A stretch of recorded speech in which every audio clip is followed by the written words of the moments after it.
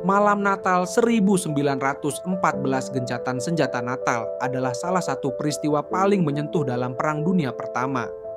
Sebuah momen ketika manusia mampu melampaui kegilaan perang dan untuk sesaat melihat satu sama lain sebagai sesama manusia. Dan ini adalah peristiwa yang benar-benar terjadi. Ribuan tentara meletakkan senjata mereka. Namun, satu abad pengulangan cerita telah menghaluskan sisi-sisi kasarnya dan terlalu menyederhanakan kenyataan yang sebenarnya jauh lebih rumit. Faktanya, peristiwa ini bukan sekadar hasil dari semangat kemanusiaan dan keceriaan hari raya. Ada banyak faktor unik yang mendorong para musuh ini secara spontan mendeklarasikan perdamaian di tanah tak bertuan. Dan sebenarnya, mungkin peristiwa ini tidak sepenuhnya spontan. Gencatan senjata kecil sudah sering terjadi setiap hari. Seiring pasukan garis depan terbiasa dengan ritme perang parit, mereka belajar bahwa sesekali berpaling dari musuh bisa memberi sedikit rasa aman dan ketenangan. Kedua pasukan makan pada waktu yang sama, yang secara tidak langsung menciptakan gencatan senjata harian. Patroli sering saling mengabaikan, menganut sikap hidup dan biarkan hidup. Tentara kerap saling berteriak melintasi garis parit. Bagaimanapun juga, pertempuran musim gugur telah berakhir, dan kedua pihak hanya menunggu musim dingin berlalu. Kenyataannya, cuaca adalah musuh utama bagi kedua belah pihak. Permukaan air yang tinggi di Flanders membuat parit selalu tergenang, bahkan terkadang runtuh dan mengubur prajurit di dalamnya.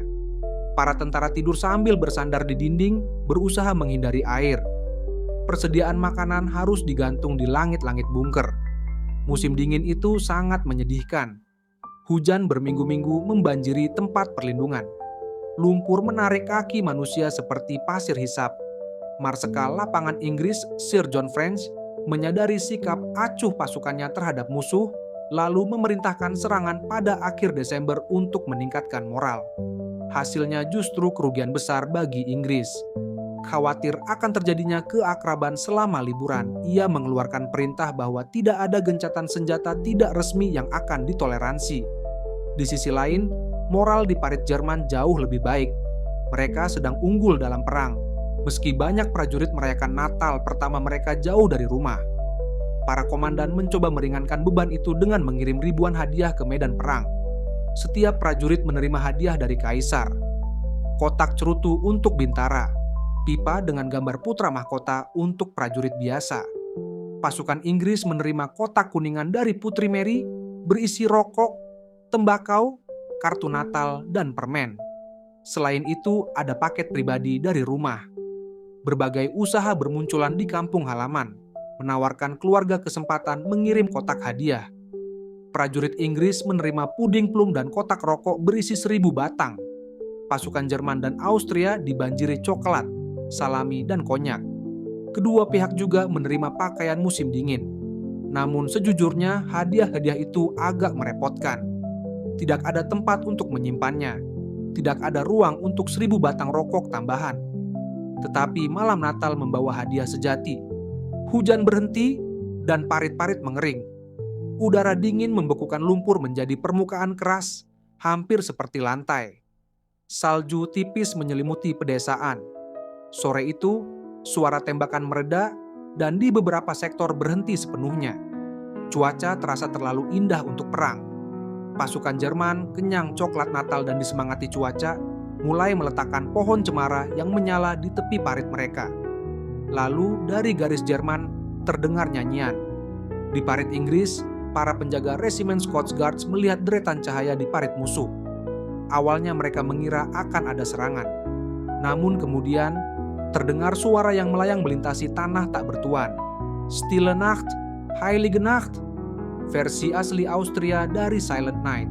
Merasa tertantang, perwira Guards, Letnan Sir Edward Hulse, memutuskan membalas dengan lagu Natal mereka sendiri. Kedua pihak saling bersahutan, hingga akhirnya nyanyian itu menyatu dalam harmoni Good King Wenceslaus dan Auld Lang Syne. Para tentara mulai saling meneriakkan ucapan Natal, awalnya sebagai lelucon. Beberapa bahkan keluar dari parit untuk berbicara. Tanpa disadari Hulse, hal yang sama terjadi di sepanjang garis Inggris. Kesepakatan pun terbentuk. Di beberapa sektor, para perwira bertemu di kawat berduri dan berjabat tangan, sepakat menghentikan pertempuran keesokan harinya. Di tempat lain, prajuritlah yang memulai. Tentara Jerman berteriak, "Inggris, besok kalau kalian tidak menembak, kami juga tidak menembak." Kadang hanya satu orang berani yang berjalan ke tanah tak bertuan sambil mengibarkan koran. Pendekatan ini sangat berbahaya. Tidak semua sektor mengalami perdamaian. Satu resimen Inggris membalas nyanyian Jerman dengan tembakan senapan mesin. Beberapa prajurit tak bersenjata ditembak saat mencoba menegosiasikan gencatan senjata Natal. Namun di sebagian besar sektor, gencatan senjata bertahan. Truce ini terutama terjadi antara pasukan Jerman dan Inggris. Prancis dan Belgia, yang wilayahnya diduduki Jerman, jauh kurang bersedia berbaur. Meski ada kesepakatan untuk menguburkan jenazah dan menghentikan tembakan, keakraban jauh lebih sedikit. Namun sebuah unit Bavaria menghentikan tembakan selama misa Prancis, dan kedua pihak menahan diri cukup lama hingga seorang tamu, solois dari opera Paris, tampil bernyanyi. Pasukan India Inggris yang tidak akrab dengan tradisi Natal melihat pohon-pohon Jerman yang menyala dan mengingat Hari Raya Diwali. Mereka menghentikan tembakan namun tetap di posisi sampai beberapa tentara Jerman menggoda mereka keluar dengan cerutu dan rokok. Tak lama kemudian, mereka merokok bersama di atas parit. Malam Natal itu, pasukan tidur dalam keheningan yang luar biasa. Hari Natal terbit cerah dan dingin. Langit bersih untuk pertama kalinya dalam berminggu-minggu. Dengan terkejut, pasukan Inggris melihat tentara Jerman berjalan di atas parit mereka. Dalam kondisi normal, itu adalah tindakan bunuh diri di siang hari. Isyarat kepercayaan itulah yang akhirnya menarik tentara Inggris keluar. Rasanya seperti surga, akhirnya bisa berdiri tegak dan berjalan di tanah yang keras. Namun di siang hari mustahil mengabaikan jenazah yang tergeletak di antara parit. Kedua pihak menguburkan korban mereka di makam bersama, berduka berdampingan dalam upacara gabungan, sementara suara pertempuran dari sektor lain terdengar di kejauhan. Pengalaman itu meruntuhkan sekat. Para prajurit berbaur di tanah tak bertuan, saling menukar hadiah yang berlimpah. Daging sapi Inggris ditukar dengan kancing seragam, kue coklat dengan tong bir. Mereka bertukar topi. Seorang tukang cukur Jerman bahkan memotong rambut. Mereka berbincang. Bagaimanapun juga mereka memiliki banyak kesamaan. Mereka hidup di ladang yang sama, di bawah hujan yang sama, dan sama-sama muak dengan perang. Mereka juga penasaran. Seperti apa kehidupan di sisi lain? Siapakah musuh ini? Seorang perwira Inggris kebingungan ketika teman Jermannya yakin bahwa pasukan kaisar berperang demi kebebasan. Itu mustahil, jawabnya, kami yang berperang demi kebebasan. Di tengah semua itu, Letnan Hulse berbincang dengan Letnan Thomas dari Resimen Westphalia ke-15 yang membawa sebuah pesan, sebuah Victoria Cross dan sekumpulan surat. Seorang perwira Inggris telah tewas di parit Jerman dalam serangan terakhir.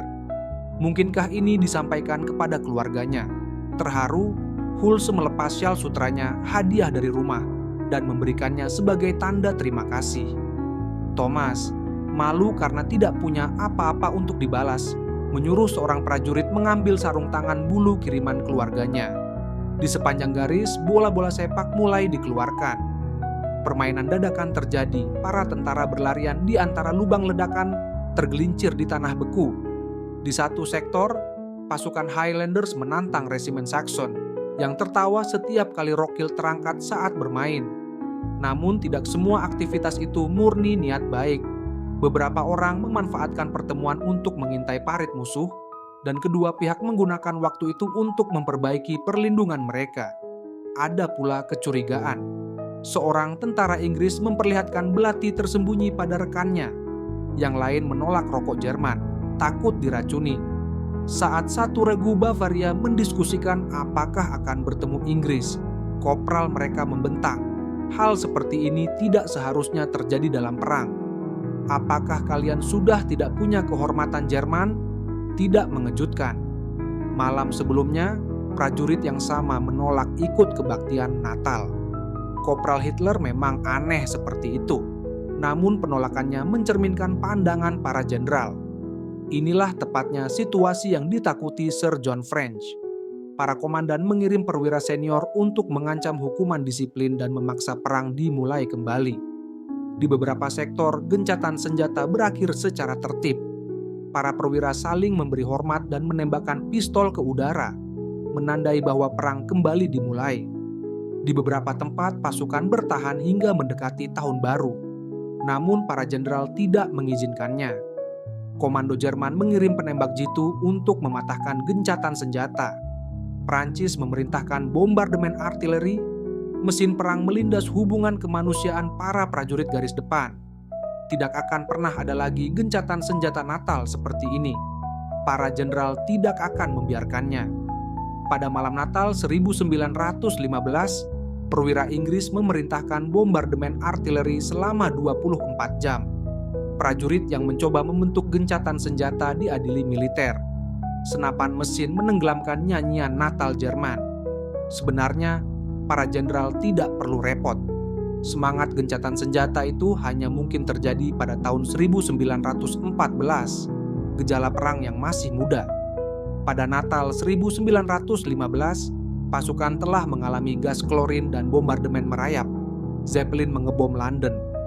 Pertempuran Verdun baru saja berakhir, meninggalkan 750.000 korban. Banyak dari pria yang merayakan Natal di tanah tak bertuan hari itu tidak pernah melihat Natal berikutnya. Salah satunya adalah Letnan Sir Edward Hulse. Ia tewas 3 bulan kemudian saat mencoba menyelamatkan rekan yang terluka. Usianya 25 tahun. Namun Hulse tidak dikenang karena prestasi militernya atau buku surat-suratnya yang diterbitkan setelah kematiannya. Ia dan begitu banyak lainnya dikenang karena sebuah kemenangan yang mereka raih sendiri ketika sekelompok pria berani melangkah ke garis tembak, mempercayai musuh mereka untuk tidak menembak, dan percaya bahwa kemanusiaan lebih baik daripada api unggun kehancuran yang telah diciptakannya.